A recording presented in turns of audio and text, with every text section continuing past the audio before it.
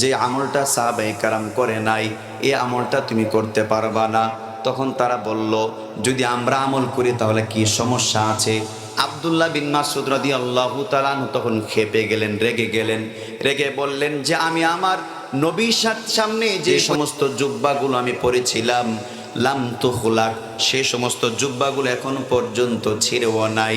এবং যে তরবারি দ্বারা আমি নবী মুহাম্মদের সাথে জিহাদে গিয়েছিলাম, সেই তরবারি কিন্তু লাম তুকসার, এখনো ভাঙ্গে নাই।